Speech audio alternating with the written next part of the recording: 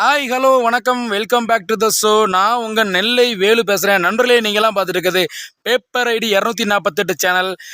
நண்பர்களே, இன்றைக்கி வந்து நம்ம வீடியோ யாரை பற்றி பேச போகிறோன்னா, மாப்பிள்ளைகளா நம்ம எல்லாருக்கும் தெரிந்த நம்ம குட்டி சொர்ணா அக்கா. சரியா, குட்டி சொர்ணாக்கா பற்றி எல்லாருக்குமே தெரியும். அவங்க ஏற்கனவே வந்து பார்த்திங்கன்னா ஒரு பொம்மை குழந்தைன்னு சொல்லி முதல்ல சொன்னாங்க. இப்போ வந்து ஒரிஜினல் குழந்தையே அவங்களுக்கு இருக்குது.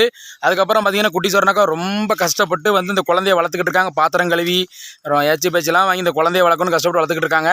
இப்போ என்னாச்சுன்னா, குட்டி சொர்ணாக்கா வந்து ஒரு பெரிய பிரச்சனை இருக்குது அந்த அக்காவுக்கு. அந்த அக்காவோட ஹஸ்பண்டை சண்டை போட்டு விரட்டிட்டாங்க.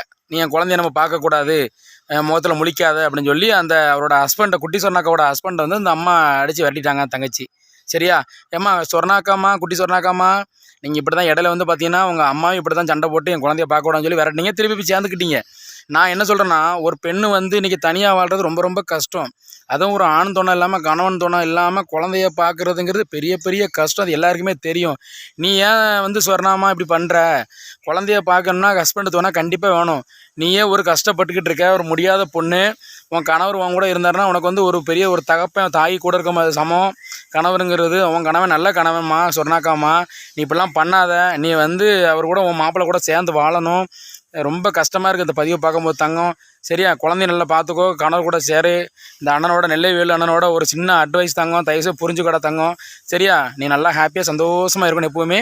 ஏதோ எனக்கு இந்த இதை நான் பார்க்கணும், நான் மனசு சந்தோஷப்படணும். சரியா, ஓகே நண்பர்களே, இந்த பதிவு பிடிச்சதுன்னா நம்ம சேனலுக்கு லைக் பண்ணுங்கள், கமெண்ட் பண்ணுங்கள், ஷேர் பண்ணுங்கள். மறக்காமல் நம்ம பேப்பர் ஐடி 248 சேனலை சப்ஸ்கிரைப் பண்ணி இந்த பெல்லை அமைக்கிறீங்கய்யா. நன்றி, வணக்கம்ல மாப்பிள்ளையா.